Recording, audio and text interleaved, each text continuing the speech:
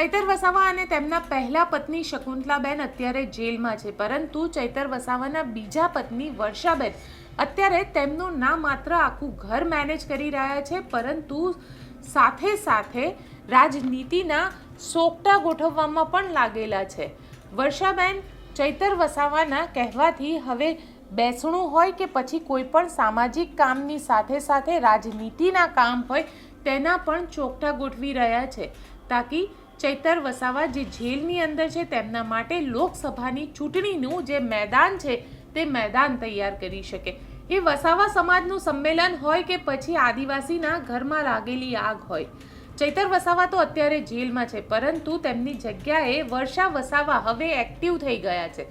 વર્ષા વસાવા સતત લોકોની વચ્ચે જઈ રહ્યા છે, લોકોના મુદ્દાને ઉપાડી રહ્યા છે અને લોકો માટે કામ કરી રહ્યા છે. વર્ષા વસાવા સાથે જ્યારે મેં વાત કરી ત્યારે વર્ષા વસાવાએ સાફ શબ્દોમાં કહી દીધું કે જ્યારે હું ચૈતર વસાવાને મળવા ગઈ હતી ત્યારે ચૈતરભાઈ તરફથી કહેવામાં આવ્યું હતું કે આપણે લોકોના મુદ્દા ઉપાડવાના છે, લોકો માટે રાજનીતિ કરવાની છે અને માટે આપણે રાજનીતિ કરવી પડશે. અને ચૈતર વસાવાના કહેવાથી વર્ષા વસાવા હવે સક્રિય રાજનીતિમાં એક્ટિવ થઈ ગયા છે અને તેને લઈને એક ચર્ચા પણ જોર પકડી રહી છે કે શું ચૈતર વસાવાની જગ્યાએ વર્ષા વસાવા ચૂંટણી લડશે.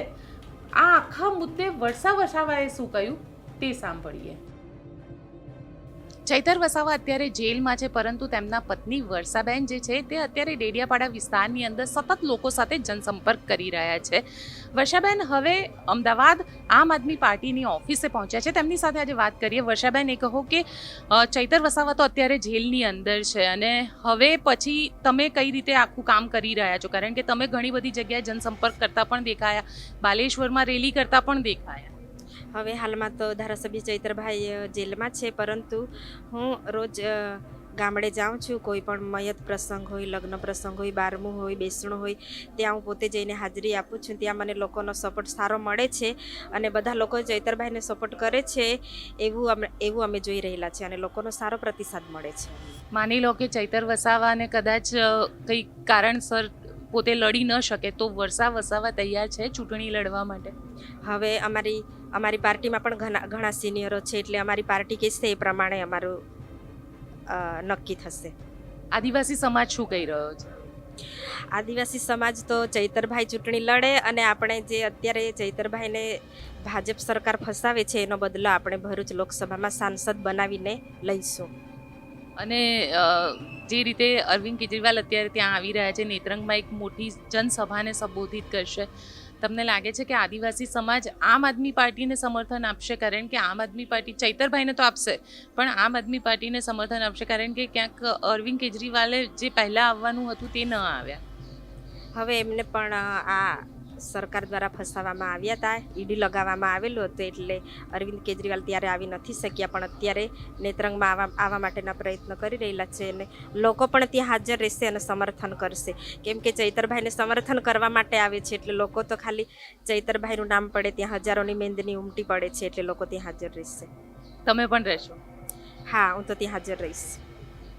બિલકુલ. તો વર્ષા વસાવા તૈયારીમાં લાગી ગયા છે. અરવિંદ કેજરીવાલ આવવાના છે, સાથે સાથે ચૈતર વસાવા અત્યારે જેલમાં છે, પરંતુ લોકસભાની ચૂંટણીને લઈને વર્ષા વસાવા પોતે જ અત્યારે ગ્રાઉન્ડ પર ઉતરી ગયા છે. ત્યાં લોકોને જનસંપર્ક કરી રહ્યા છે અને તેમને મળી પણ રહ્યા છે, તાકી લોકસભાની આ ચૂંટણીમાં ચૈતર વસાવાની જીત થાય. આપને અમારો રિપોર્ટ કેવો લાગ્યો કોમેન્ટ બોક્સમાં ચોક્કસથી જણાવજો. અમારી ચેનલ નિર્ભય ન્યૂઝને લાઇક, શેર અને સબસ્ક્રાઇબ કરવાનું ભૂલશો નહીં. આભાર. 7 તારીખે અરવિંદ કેજરીવાલ પહોંચશે, તેમની સાથે ભગવત માન હશે અને આખું આમ આદમી પાર્ટીનું સંગઠન પણ હશે. આ સંગઠનની વચ્ચે એક ચહેરો પણ મંચ ઉપર હશે અને તે ચહેરો હશે વર્ષા વસાવાનો. વર્ષા વસાવા ભલે રાજનીતિમાં નથી, પરંતુ ધીરે ધીરે હવે તેઓ સક્રિય રાજનીતિમાં પણ એક્ટિવ થઈ રહ્યા છે અને ધીરે ધીરે લોકો સાથે વાત કરવી, લોકો સાથે જનસંપર્ક કરવો અને મંચ પરથી બોલવું, આ બધું જ તેઓ આદત પાડી રહ્યા છે. આપને અમારો આ રિપોર્ટ કેવો લાગ્યો કોમેન્ટ બોક્સમાં ચોક્કસથી જણાવજો અને અમારી ચેનલ નિર્ભય ન્યૂઝને લાઇક, શેર અને સબસ્ક્રાઇબ કરવાનું ભૂલશો નહીં.